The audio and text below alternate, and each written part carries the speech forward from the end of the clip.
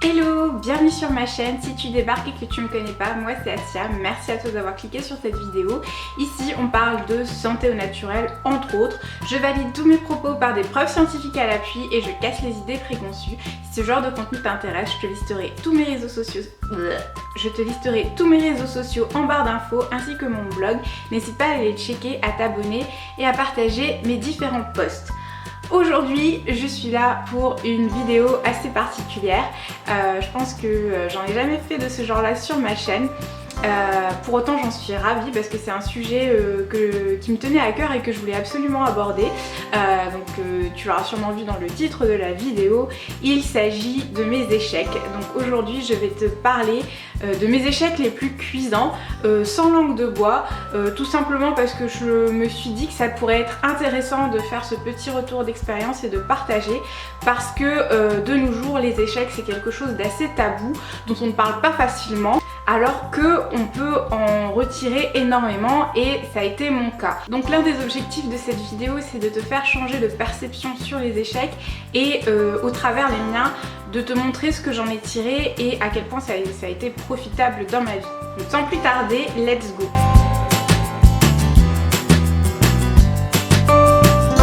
L'un de mes premiers échecs les plus cuisants et que clairement je ne crie pas sur tous les toits, d'ailleurs je pense que j'en ai parlé à personne, c'est qu'à l'époque où j'étais étudiante, je cherchais des jobs pour me faire un peu d'argent et en suivant le conseil de mes amis, j'ai postulé dans les chaînes, dans quasiment toutes les chaînes de fast food, que ce soit McDo, Quick, KFC, ce qui est ironique hein, puisque voilà, je suis absolument contre ces enseignes là, mais à l'époque j'étais pas du tout dans le même état d'esprit que je le suis maintenant. J'avais 20 ans, quelque chose comme ça, et du coup j'ai postulé dans toutes ces enseignes là et aucune ne m'a retenue. J'avais pourtant passé les entretiens, les premières phases de recrutement et aucune de ces chaînes ne m'a rappelé, et c'était un peu la honte hein, parce que tout le monde me disait que c'était des jobs hyper accessibles, hyper faciles et que c'était vraiment la voie un peu royale pour les étudiants de se faire de l'argent facilement. J'avais également postulé pour être caissière dans les grandes surfaces et rebelote, j'avais postulé à Carrefour, à Auchan, etc. etc. Et je ne sais pas pourquoi, je passais toujours la première phase de recrutement et on me rappelait jamais. Pareil, hein, le boulot de caissière, on m'a dit que c'était quelque chose de facilement accessible pour les étudiants et pourtant, bah Dieu sait que j'ai essayé à de nombreuses reprises et on m'a jamais rappelé. Franchement c'était la honte parce que à chaque fois mes potes me demandaient ce qu'il en était au niveau de mes recrutements et je tournais autour du pot, je disais que bah au final j'avais changé d'avis et que j'avais plus du tout envie d'être recrutée, donc voilà, shame on me. Alors comment ça s'est fini cette histoire de job étudiant? Bah au final j'ai trouvé du taf dans tout ce qui était associatif et dans l'aide à devoir à domicile.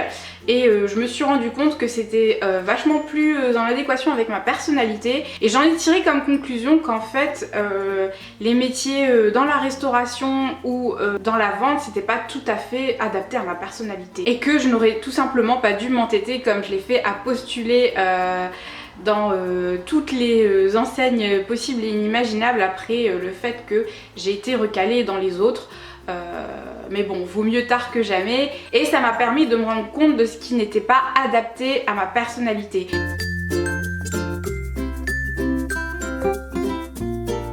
Deuxième échec et non des moindres que je voulais aborder dans cette vidéo, associé à mon entrée dans la vie active et à mes études de base.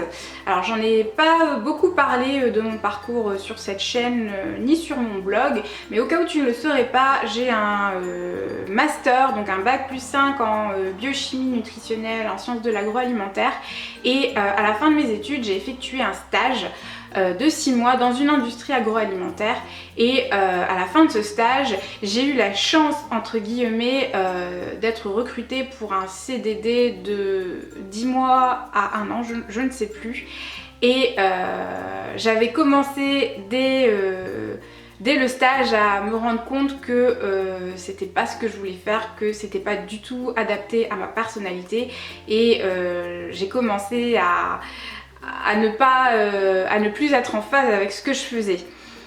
Pour autant, quand on m'a proposé le poste, je l'ai accepté parce que les postes dans ce secteur-là, ça court pas les rues.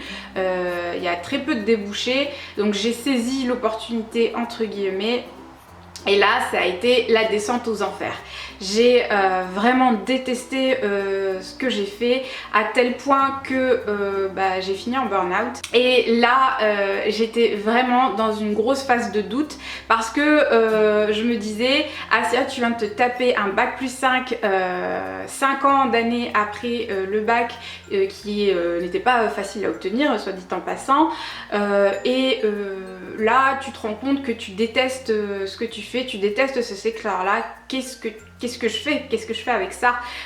Donc c'était vraiment, je l'ai vraiment très mal vécu. Pour moi, c'est encore l'un des échecs les plus difficiles que j'ai eu à vivre dans ma vie. Donc à la fin de ce CDD, on a voulu me reprolonger, mais j'ai refusé. Ça a été une décision difficile à prendre, mais j'en pouvais plus en fait. Et là, s'en est suivi une grosse remise en question. Donc j'ai fini au chômage, hein, clairement. J'ai connu une période d'1 an et demi de chômage.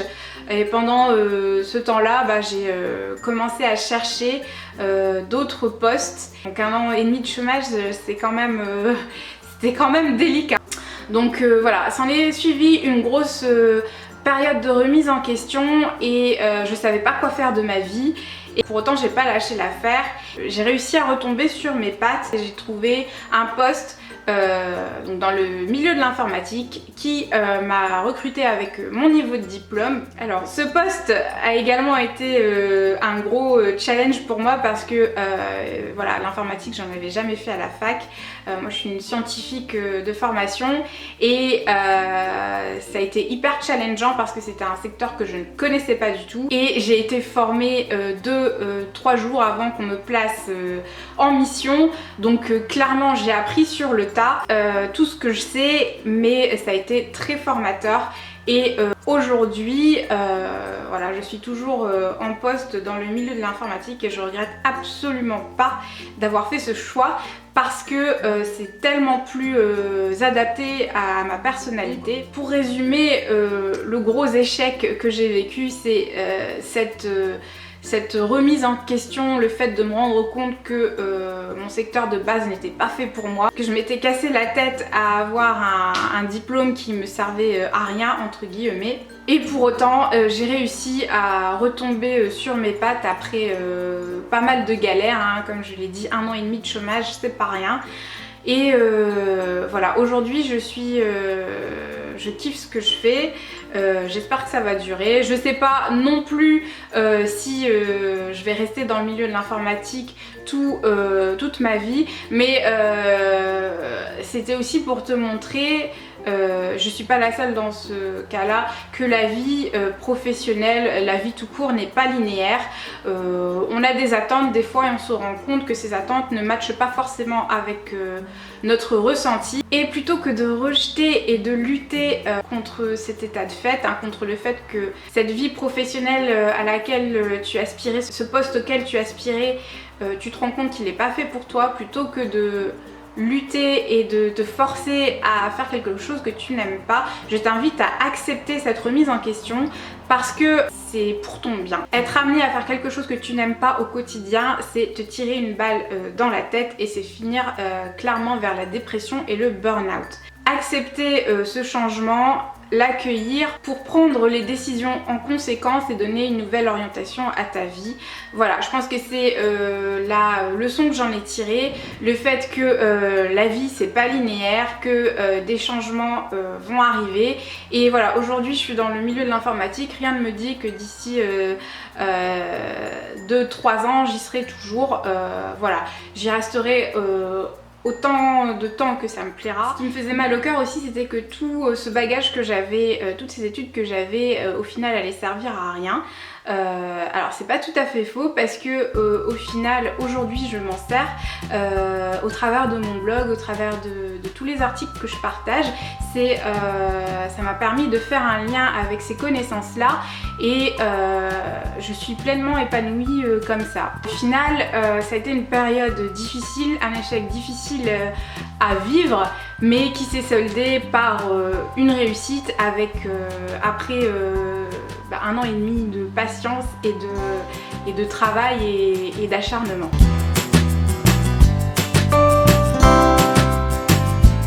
Troisième point que je voulais aborder dans cette vidéo, alors j'en ai déjà parlé sur cette chaîne dans une vidéo que j'ai postée il y a très longtemps, l'année dernière.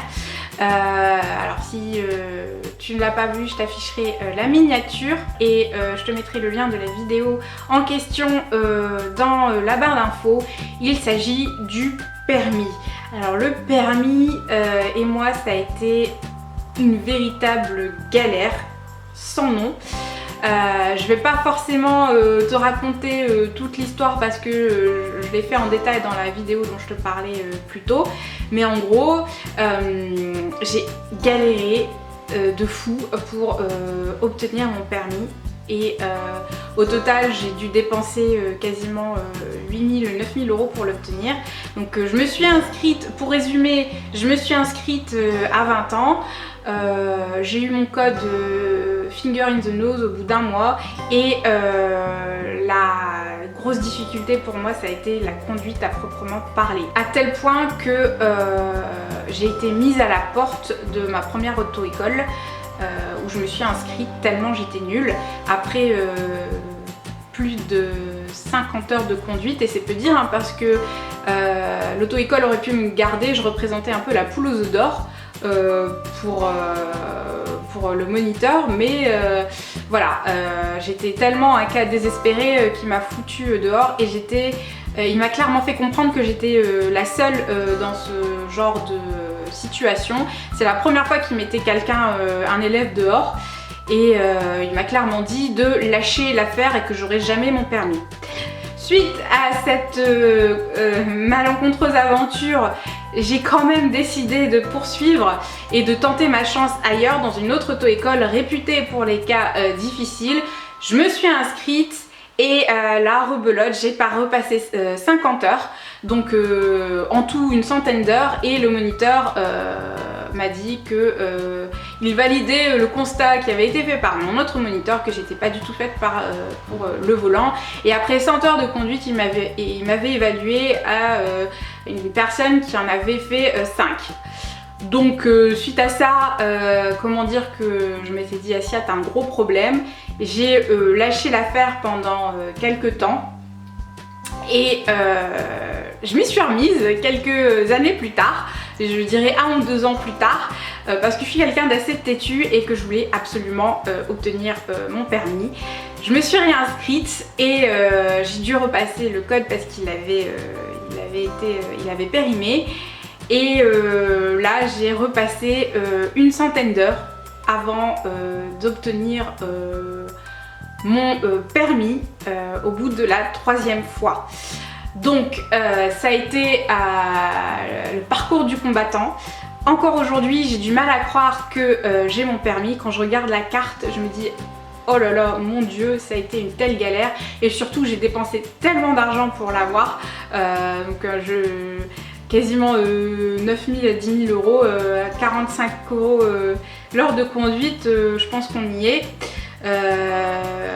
Donc voilà, 200 heures de conduite, 3 fois 3 essais avant d'obtenir le permis. Ça a été un chemin difficile avec des échecs assez cuisants, mais avec de la persévérance et de l'acharnement, j'ai réussi à obtenir mon permis et aujourd'hui je suis fière de moi. J'ai encore du mal à croire que j'ai obtenu cette petite carte. C'est vraiment l'une des consécrations de ma vie.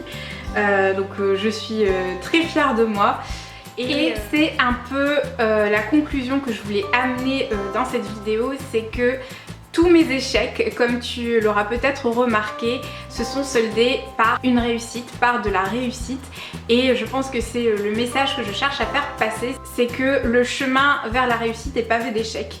Qu'il ne faut pas avoir peur d'échouer parce que c'est l'occasion évidemment d'apprendre de nouvelles choses. Encore aujourd'hui, dans ma vie professionnelle, je fail tous les jours dans mes tâches au quotidien, mais ça me permet de tester de nouvelles pistes, de nouvelles voies qui vont me permettre d'apprendre de nouvelles choses et je dirais que plus j'échoue, et mieux j'arrive à apprécier la réussite. C'est-à-dire que quand j'atteins mon objectif, je me dis j'ai tellement galéré pour arriver là où j'en suis qu'aujourd'hui j'apprécie pleinement d'avoir atteint cet objectif là. Donc je pense que c'est l'une des choses qu'il faut retenir dans cette vidéo. Aussi à savoir que les personnes qui ont connu la réussite sont des personnes qui sont plus résilientes, plus persévérantes, justement parce qu'elles ont traversé toutes ces galères, toutes ces embûches. Voilà, donc j'espère qu'au travers de cette vidéo, j'aurai réussi à changer un tant soit peu ta perception sur les échecs, que ça t'aura donné peut-être un peu plus de courage pour te lancer dans tes objectifs si tu en as et que tu as peur de te lancer justement parce que tu as peur d'échouer. Je te conseille de foncer parce que dans la vie, ce qu'il y a de pire, c'est pas les échecs, c'est les regrets. Voilà, si tu as aimé cette vidéo, n'hésite pas à lâcher un like, n'hésite pas aussi à me partager en commentaire tes expériences personnelles, tes échecs. C'est fait aussi pour ça, pour partager. N'hésite pas à t'abonner à ma chaîne si ce n'est pas encore fait, ainsi qu'à mes différents réseaux sociaux. Je te souhaite une très bonne journée, je te dis à la prochaine.